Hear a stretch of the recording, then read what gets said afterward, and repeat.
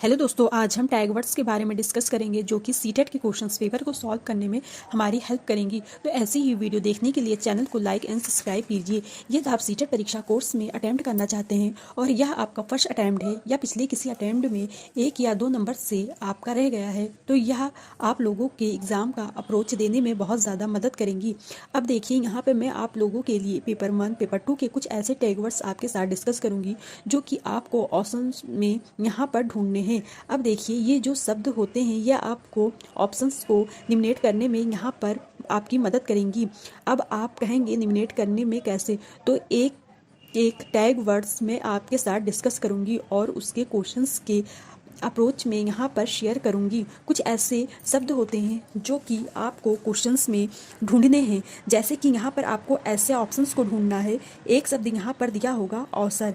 जब आप बच्चे को पढ़ा रहे होंगे और बच्चे को आप अपॉर्चुनिटी नहीं दे रहे तो बच्चा सीखेगा कैसे। अब देखिए क्वेश्चंस कैसे आता है कि एक टीचर जो कि क्लासरूम में एक्टिविटी करा रही है, क्वेश्चंस को जब ध्यान से सुनना जो कि आपको बताना है। यहाँ पर क्लासरूम में एक टीचर एक एक्टिविटी करा रही है तो टीचर को क्या करना चाहिए, टीचर को यहाँ पर सबको सेपरेट कर देना चाहिए या फिर बच्चे को यहाँ पर डांट कर भगा देना चाहिए या फिर बच्चे को अवसर देना चाहिए, यानी कि अपॉर्चुनिटी देनी चाहिए, या तो फिर बस खुद उस एक्टिविटी को करके दिखाना चाहिए। इस तरह का आपका एक क्वेश्चंस यहाँ पर देखने को मिलेगा। तो मैं आपको यह बताना चाहती हूँ, अगर आप एक एक्टिविटी यहाँ पर क्लासरूम में करा रहे हो तो एक्टिविटी क्यों करा रहे हो कि बच्चा कोई नई चीज़ सीखे। तो आप ऐसे ऑप्शंस को टिक करेंगे जो कि अवसर देने की बात होगी। बच्चों को अवसर देनी चाहिए ताकि बच्चा उसको करके सीख सके,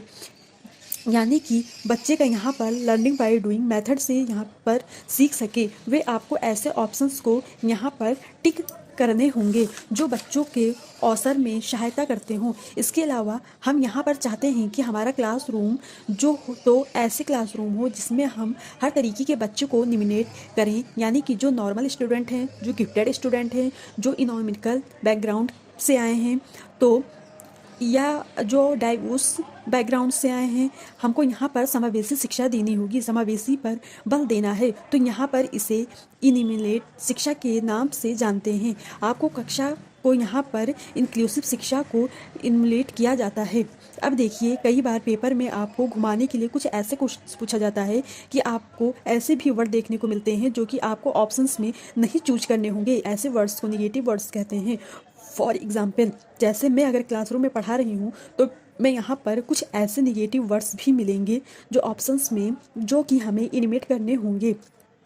अभी मैं क्वेश्चंस थ्रू आपको बताऊंगी। अब देखिए, यहाँ पर ऐसे वर्ड्स हो जाते हैं जैसे वनली शब्द। ये क्वेश्चंस में अधिकतर देखने को मिल सकते हैं और ये अधिकतर आते भी हैं। ऐसे क्वेश्चंस मैंने यहाँ पर देखने को मिलेगा, जैसे कि डेवलपमेंट जो होता है, यानी कि विकास जो होता है, ये किससे प्रभावित होता है। एक बार यह क्वेश्चन पूछा गया था कि डेवलपमेंट या जो विकास है वो किससे प्रभावित होता है। ऑप्शंस में इसी तरीके से क्वेश्चंस आते हैं।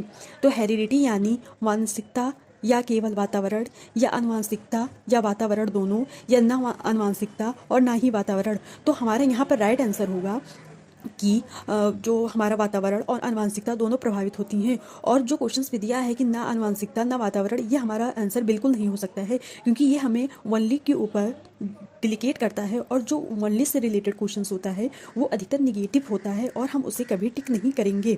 Thank you.